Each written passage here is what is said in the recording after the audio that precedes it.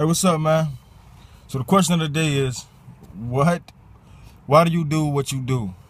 All right, so I've been saved for about 4 years, going on 4 years, and up until about 2 months ago,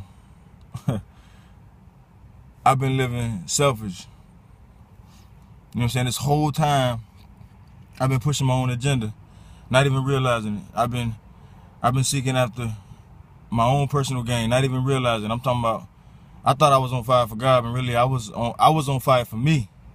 I was on fire for what I wanted to accomplish. And up until recently, when my pastor started teaching on sonship and understanding our place as children of God, up until then, I mean, God totally showed me myself. And I asked that question again. What do you do? Why do you do what you do?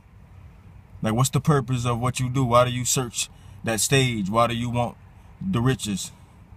Why do you want it? You say, or we say we do it because we want people to know God. So check your motives.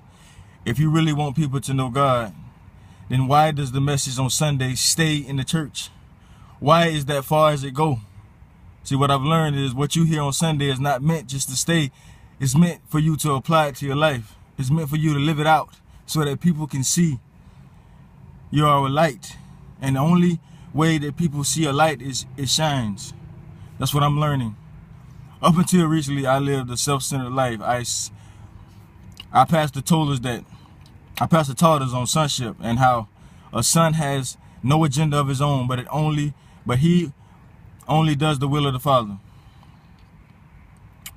And we're supposed to live as Christ on this earth, as Christ did on this earth. We're supposed to live just like Jesus. So I'm saying that because ever since I had to face myself, and I vow not to live like that no more. Like, I'm very passionate about this. Gosh, I'm thankful he showed me this, so now I'm speaking on it. Ever since I've laid my agenda down, ever since I have picked up my Father's, ever since I've decided to live as Jesus did, ever since I've decided to love every person I've come in contact with the love of God. Because the love of God is not selfish. The love of God doesn't love expecting the love back. It gives unquestionably. It doesn't love to get recognition. It doesn't love to even get the love back. The love of God is unconditional. So I've had the opportunity to talk with gang members. I'm talking about, you'll be surprised who's hungry for God if you just step out and live as Jesus did. If you don't have to preach to everybody that you come in contact with, just live like Jesus did. I mean, I had a dude come up to me, and he was asking all kind of questions, and I don't know everything. I can only answer him what I knew, but he was so hungry for God. He had so many questions for God. I'm talking about somebody you would never expect. I'm talking about all the way out there in them streets. I'm talking about, but you know what I'm saying? And he had so many questions for God. And you know what? You know the reason why he came to me? That's why I'm saying it's not all on the deep things that you say. It's not all about being deep and spiritual. It has a lot to do with how you live, because people's watching that more than what you say. Because he said that he watched me how I live, because he was one of my neighbors. He said that he watched how I handled my wife, how I loved my wife, how even when I was angry, how I carried myself a certain way that others would have blew up. He said it was how I loved my kids. That's what drew him in to ask these questions about God. That's why he was hungry. That's why he came to me, not for something deep I said, because honestly, I never told him that I was saved. He said he watched my life. He watched how I handled myself, and he knew it was something different, but that was just God. So now I'm learning, man, every day. Like, every day is an opportunity to love on somebody and to show them Christ.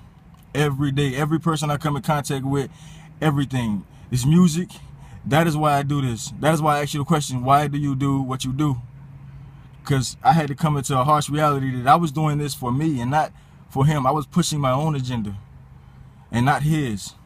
I was living selfish and self-centered, not caring about anybody around me except me and mine.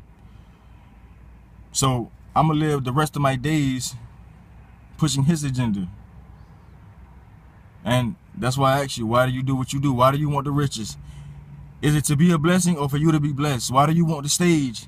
Is it because you need a platform because you're insecure and you need validation? Or is it because you have a message in your heart that God has given you to give to the people? Is it to serve or is it to be served? You gotta ask all these questions, man. Like, really, man, we ain't got time, man. Like, people are hungry for Christ. You'll be surprised. I'm talking about, I had a 45-minute conversation in the locker room of a gym with the dude that was flat out racist. Honestly, he had so much hate. He had so much hate in his heart for the opposite race. And we literally sat for 45 minutes and talked all off of, hey, how you doing? And we sat 45 minutes and I told him I don't feel as he do. Like, I don't have that hate like he do. And by the end of the conversation, his mind was beginning to change. Not because of nothing I say, all because of the power of God. You see, that's what I'm learning, that we can do nothing without Christ. Like, that's true humility, is knowing that you can do nothing without God, man. So this morning, check your motives and ask yourself, why do you do what you do?